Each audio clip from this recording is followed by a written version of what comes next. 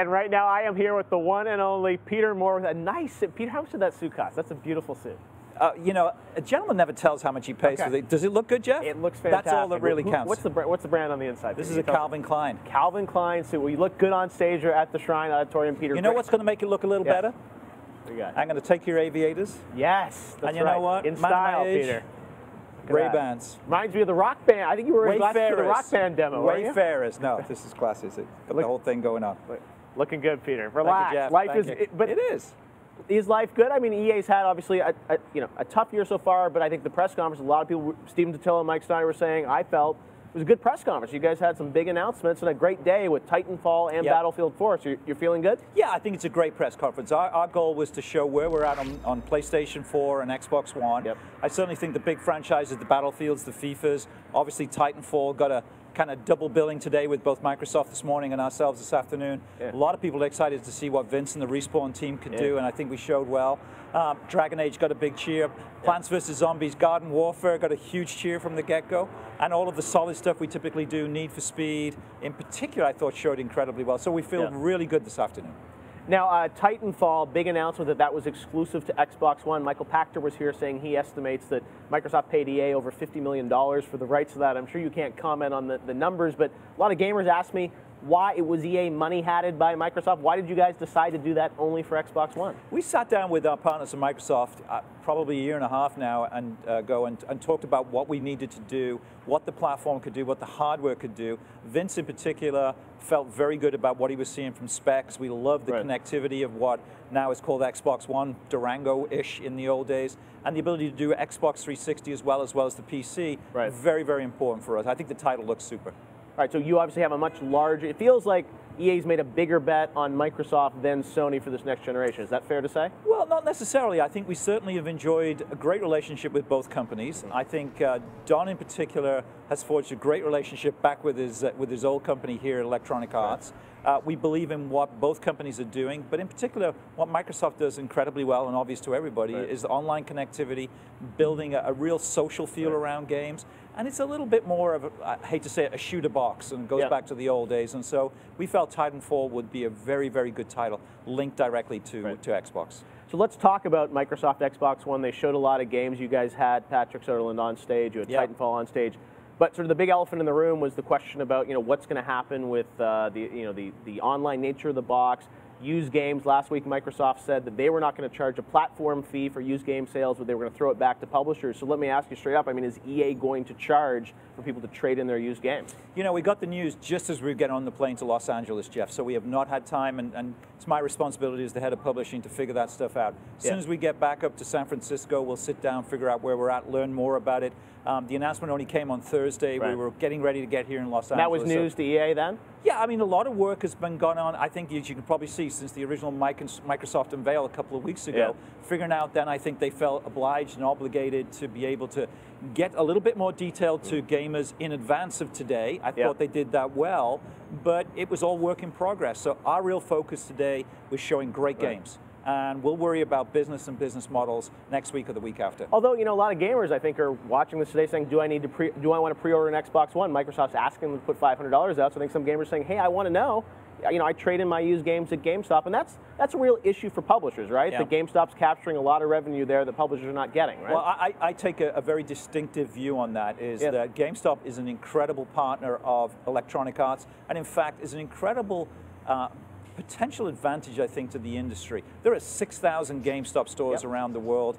They do a magnificent job on building the marketing hype towards titles. Their managers are superb. The Power Up Rewards program is a magnificent way for us to be able to engage with gamers. Boy, if having used games, when everything that does for the ecosystem keeps GameStop investing in our industry, then we should be all for it. So it sounds like, a lot of people have to sort of meet, the five families have to meet around the table and sort of figure out here. It's like a Godfather movie? Well, but I think gamers are wondering, how quick is this decision going to be made? Are you guys going to let gamers know? It sounds like it's on publishers to make a public statement about we aren't going to charge. Yeah, like I say, our priority this week was to show great games, and I think we did that and then some this afternoon. I'm looking forward to heading over to Sony this evening to see what they've got. When the dust settles, and you and I have done many E3s, you kind of get home, you sit down and you think, okay, where does the industry look look right now. What are the great games? What is going to look like? Or, you know, is Sony going to announce November as well? It will be unprecedented if we have 2 major platform launches in the same month. And that looks like the way it's going to be.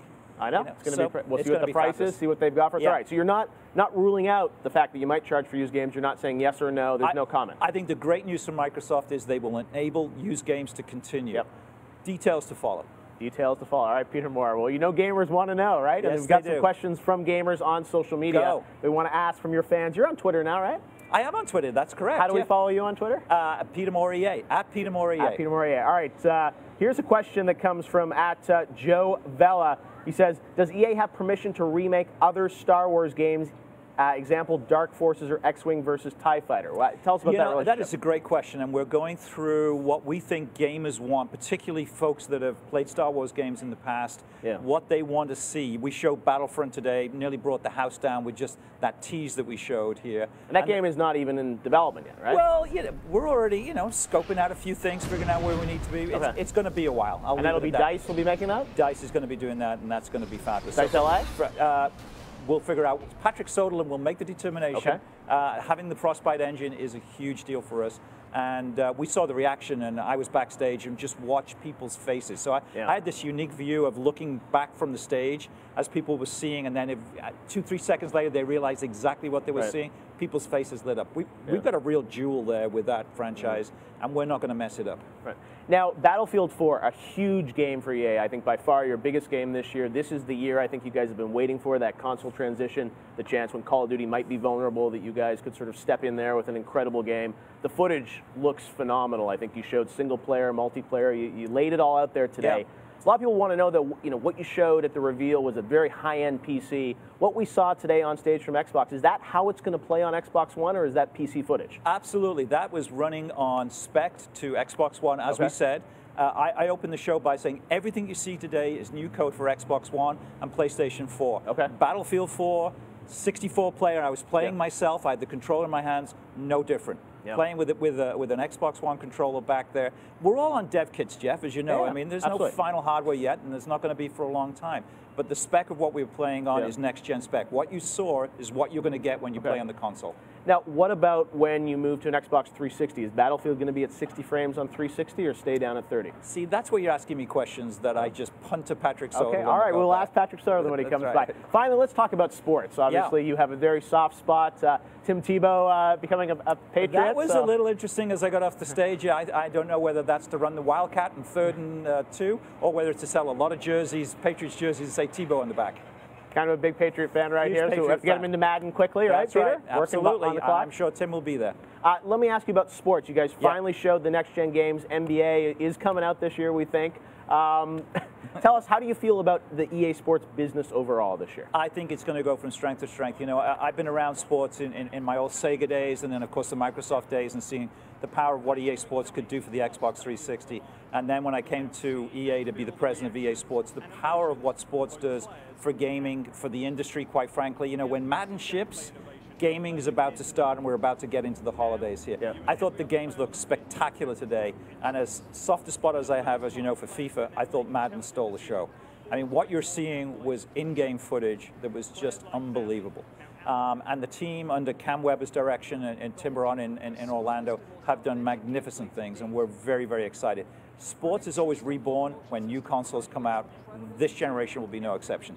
So I think a lot of gamers, and I'd like your opinion on this, because gamers, I think, are wondering, hey, these new systems, what is the leap forward going to be? And there's lots of talk about cloud processing and how, AI is going to be offloaded and things like that. How do you think the games are going to feel different? Why do we want to buy a new PlayStation or a new Xbox this year? I think that the ability, to your point on cloud, is real time. We've always talked about empowering the emotion of sports at EA Sports. We talked today about NBA Live, about having the stats updated every hour. Fresh squeezed hourly. Fresh squeezed hourly. That's from like 3 years ago. Exactly. I listen to you. You remember well. The ability for us to get, you and I are talking about something with Tim Tebow that happened, what, 3 hours ago? I mean, we need to get to that cadence at EA Sports. I think we do it well with FIFA because the world of soccer on a global basis, everything is happening 365 days a year, 24 hours a day. As we think about sports, it's got to be real time. We've got to get the world of video game sports and real sports completely merged, almost so there's no difference. All right, Peter. Well, it's very exciting to see sort of what EA is up to. Going to be a big battle for Battlefield this year. Are you going to call the ball, say you guys are going to outsell Call of Duty? What can we expect? Oh, I don't know about that. I have great respect for the team at Activision and what they'll do. I think, is it a Treyarch title this year? No, it's Infinity Ward this year. It's going to be Infinity Ward. So, I mean, who knows? I think what we showed today, and I was proud to be one of the 64 players backstage playing live. You were there, Peter? I didn't know. I didn't spot you in the back. That's because I was hiding under a tank. How did you fare? I was told to follow the tank with my teammates. I could shoot a little bit, which I did, but it was spectacular. I got in place for when the building's starting to collapse. Just unbelievable. I did okay. Are you going to be playing the live stream at the booth? Can people, if they want to go online, take I'm down not Peter sure Moore? they'll let me down doing that, but there'll be 64 player at the booth. I like to think, you asked me the question directly about Call of Duty. I haven't seen anything yet from them, live software, multiplayer, that I can compare with. What I've seen from us 6-7 weeks ago now, Fishing in Baku, 17-minute single player. Now I've seen 64 player. I was there, I had the control in my hand, live software, flawless, standing ovation in the hall today. I'm feeling good. Standing O. All right, Peter Moore. Well, congrats on a good press conference. It was great to air it on Spike, and we look forward to seeing you throughout E3.